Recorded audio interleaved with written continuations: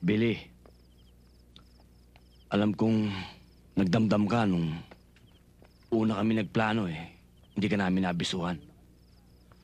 Ang akala kasi ng grupo, dahil nasa customs ka na, wala ka ng tao. Oo nga, sir eh.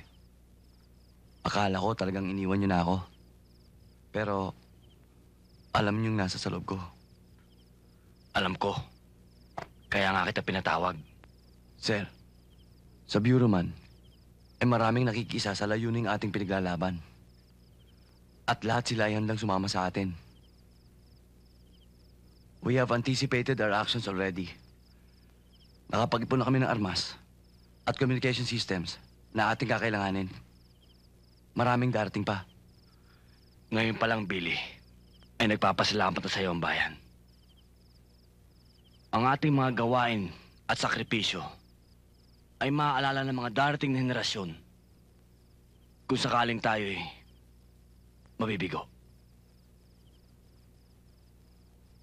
Subalit, ang kasaysayan na magsasabi na ang mga kawal Pilipino ay hindi nagpabaya upang sagipin ang bansang ito sa isang mapang-api at mapaniil na pamahalaan na pinaghaharian ng mga taong sakim sa kapangyarihan.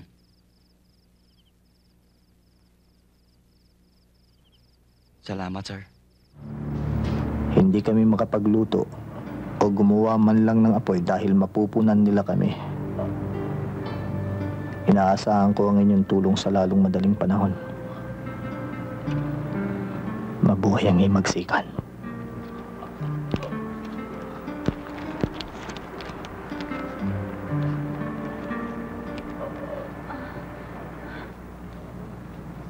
Kasulong, Ka Edward.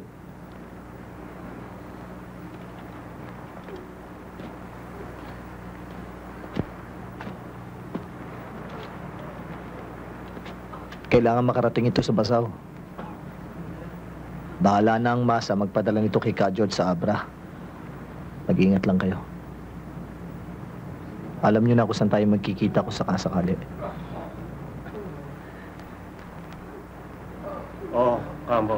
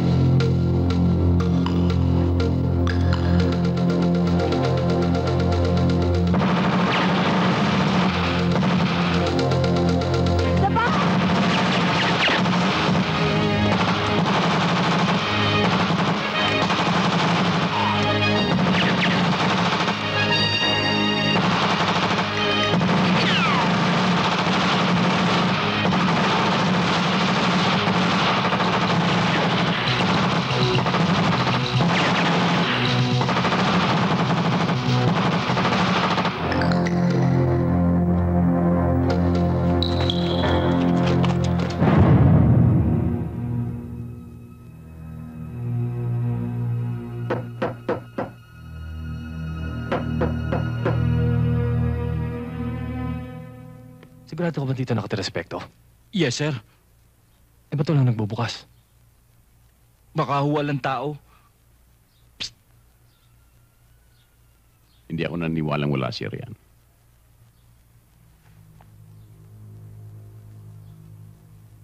Sir, huwag niyong sasaktan si Pekto. Nandyan ho siya, hindi siya umaalis ng bahay.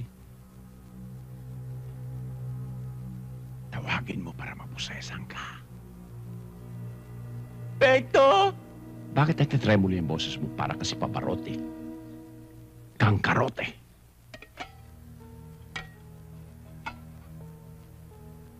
Tawagin mo. Isa pa. Pekto! Sabihin mo, darling. Darling?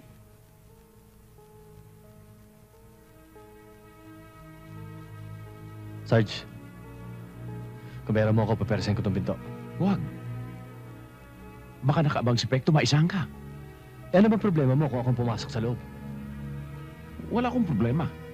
Kaya lang, delikado. Kabisado ko yan si Pekto. Bantayan mo itong at akong papasok.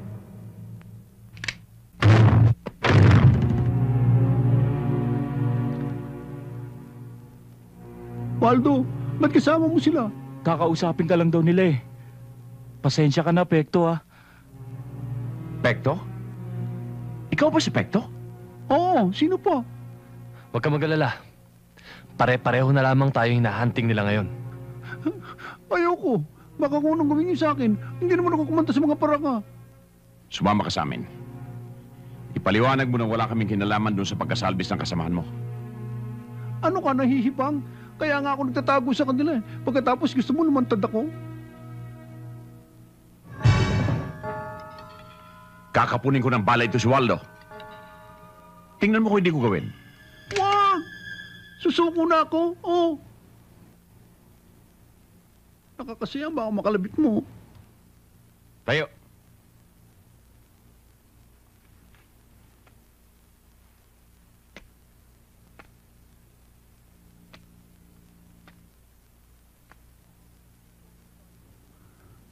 Love, sorry nagalit ako sa'yo kanina, ha? Tayo na. Parang si Romeo at si Julieta.